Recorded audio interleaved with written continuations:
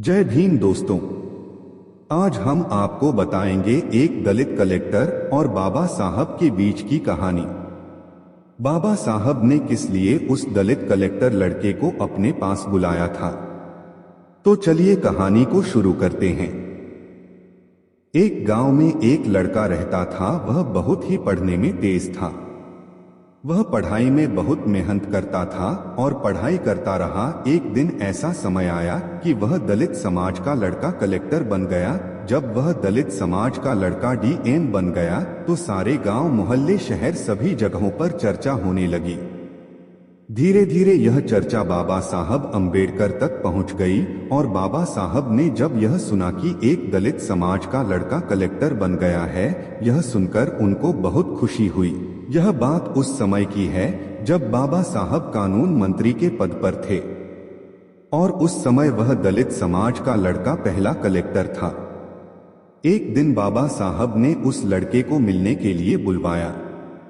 जब दलित लड़के ने यह सुना कि बाबा साहब ने मुझे अपने पास मिलने के लिए बुलाया है, तो वह सोचने लगा शायद मुझसे कोई जरूरत होगी, शायद बाबा साहब मुझसे पैसों के बारे में कहना चाहते होंगे। वह लड़का यह सोचते सोचते बाबा साहब के पास पहुंच गया।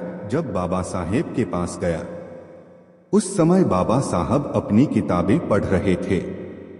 फिर दलित समाज के कलेक्टर ने बाबा साहेब से नमस्ते किया और कहा कि आपने मुझे बुलाया है। तब बाबा साहब ने कहा, हाँ, मैंने तुम्हें बुलाया है। तुम पहले दलित समाज के कलेक्टर हो, यह जानकर मुझे बहुत खुशी हुई और मुझे तुम पर गर्व है। ऐसे ही हर दलित समाज का बेटा आगे बढ़े और हमारा दलित समाज ऊंचाई की बुलंदियों को छू सके।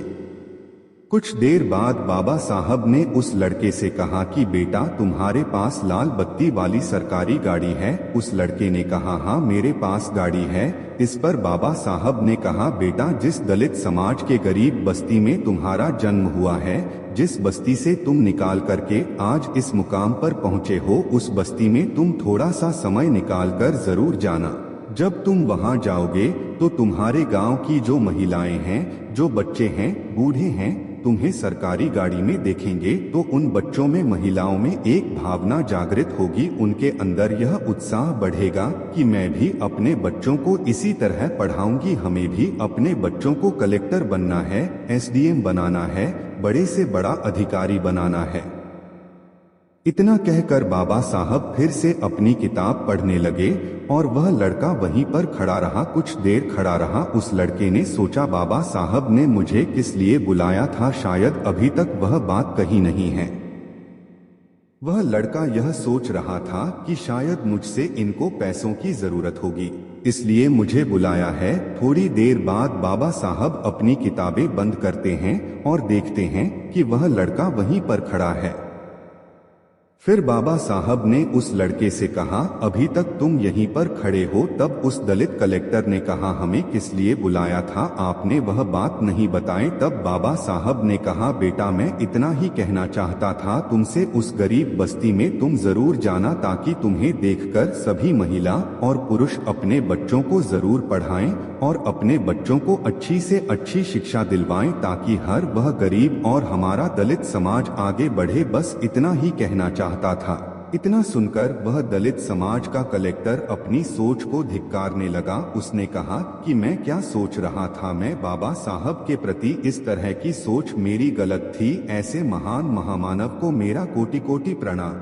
क्या कहकर वह दलित समाज का कलेक्टर वहां से चला जाता है और वह बाबा साहब की कही हुई बातों को ध्यान में रखते हुए हर हफ्ते समय निकालकर उस बस्ती में जरूर जाता था। तो ऐसे थे हमारे बाबा साहब, दूसरों के प्रति भलाई करने वाले ऐसे महान नायक को मेरा शत शत प्रणाम। आपके बाबा साहब के प्रति क्या सोच रखते हैं? अगर आप भी बाबा साहब को मानते हैं तो कमेंट में जय भीम जरूर लिखें। यह जानकारी हमारी कैसी लगी कमेंट में जरूर बताएं और हमारा चैनल को सब्सक्राइब करें। जय भीम।